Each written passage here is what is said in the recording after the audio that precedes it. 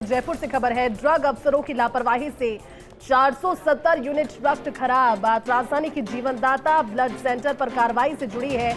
आपसी विवाद के चलते 8 फरवरी को सेंटर का लाइसेंस निरस्त किया गया था, लेकिन इससे पहले टीम ने 29 जनवरी 2024 को सेंटर का निरीक्षण किया और टीम ने एक्सपायर हो चुके 47 यूनिट ब्लड कॉम्पोनेंट को डिस्ट्रॉय करवाया। लेकिन आश्चर्य ये है कि टीम ने अपनी जांच रिपोर्ट में डिस्ट्रॉय ब्लड का जिक्र किया, परंतु ये नहीं बताया कि कितना ब्लड कंपोनेंट मौजूद है, इसकी एक्सपायरी क्या है। नतीजन लाइसेंस निरस्त करने के लिए 440 यूनिट पीआरबीसी, 33 यूनिट आरडीसीपी साथ ही एक्सपायर हो गए, जबकि निरीक्षण के दौरान ब्लड किसी सरकारी सेंटर पर शिफ्ट किया जाता तो कई जिंदगियां बचा सकता था। चलिए ज्यादा बातचीत करते हैं, एसोसिएट एडिटर विकास शर्मा हमारे साथ जुड़ गए हैं।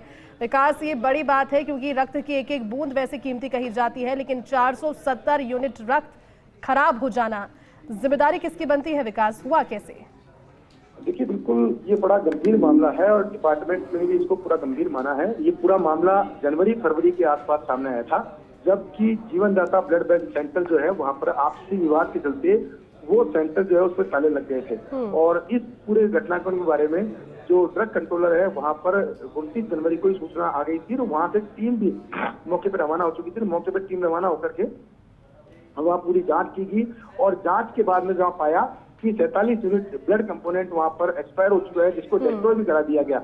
लेकिन उस दौरान टीम ने ये कहीं भी अपनी रिपोर्ट में मेंशन नहीं किया कि वहां पर 440 यूनिट पीआरबीसी और 33 यूनिट आरडीपी जो ब्लड का कंपोनेंट है वो वहाँ मौजूद है। इस बारे में कहीं भी अपनी रिपोर्ट में इस चीज का जिक्र नहीं किया गया और इसी का नतीजा रहा कि जब 8 फरवरी को लाइसेंस रद्द किया गया, जीवनदाता ब्लड बैंक का जो लाइसेंस रद्द किया गया, तब जब जांच की गई तो 470 यूनिट ब्लड का कंपोनेंट जो है वो भी एक्सपायर हो गया था। और जो अधिकारी है जिन्होंने इस पूरे मामले में जांच की है, तो जांच रिपोर्ट में इस बात का जिक्र किया गया है कि अगर ड्रग अधिकारी इस पूरे मामले में गंभीरता बरतते और पत्राचार के बजाय खुद मौके पर जाकर के इस पूरे चीज में देखते और साथ में ब्लड को किसी सरकारी जो ब्लड बैंक है वहां पर शिफ्ट कर दिया जाता, तो ये ब्लड जो है वो किसी व्यक्ति मरीज के लिए जीवनदायिनी बन सकता था। और इसी पूरे मामले को लेकर तत्कालीन आयुक्त की रिपोर्ट के आधार पर चिकित्सा मंत्री जो है गजेंद्र सिंह शेषावत है, उन्होंने अनुशंसा की और उस अनुशंसा के आधार पर ड्रग कंट्रोलर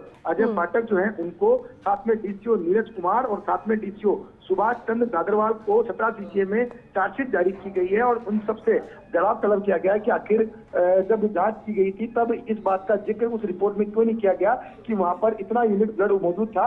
अगर ये किया जाता तो निश्चित तौर पर इस ब्लड को उपयोग में लिया जा सकता था।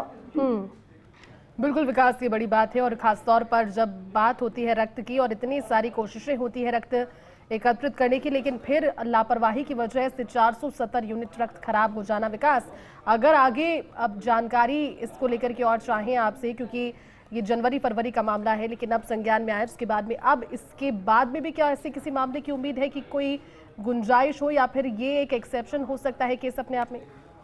देखिए, ड्रग अधिकारियों पर जो कार्रवाई की गई है, इस कार्रवाई को लेकर बता दूं कि डिपार्टमेंट में इनका कितना रसूख है, इस बात का अंदाजा इस बात से लगा सकते हैं कि पिछले काफी समय पहले, करीबन 15 से 20 दिन पहले ये चार्जशीट जो है वो जारी हो चुकी है। लेकिन इस चार्जशीट को उच्चाधिकारियों के द्वारा और साथ में जो जिम्मेदार सेक्शन के लोग हैं उन्होंने बाहर नहीं आने दिया ताकि इस पूरे मामले को दबाया जा सके। लेकिन फर्स्ट इंडिया अपने संपर्कों के आधार पर वापस से इस चार्जशीट को बाहर लेके आया और हमारे दर्शकों को बता रहे हैं कि किस तरह से जीवनदाता ब्लड सेंटर पर जो मामला सामने आया था, जिसमें कि 470 यूनिट ब्लड जो है वो खराब हो गया था, उस पूरे मामले में अधिकारियों को गाज गिरना शुरू हुई है। 17 सीसी की चार्जशीट जो है तीनों अधिकारियों को, ड्रग कंट्रोलर साथ में 2 डीसीओ को, इस पर 17 सीसी की चार्जशीट जारी हो चुकी है। जी बिल्कुल विकास, और कोशिश यही है कि इस तरह की बार बार बातें सामने ना आए। शुक्रिया आपका विकास, हमारे साथ जुड़ने के लिए इस पूरी बातचीत के लिए।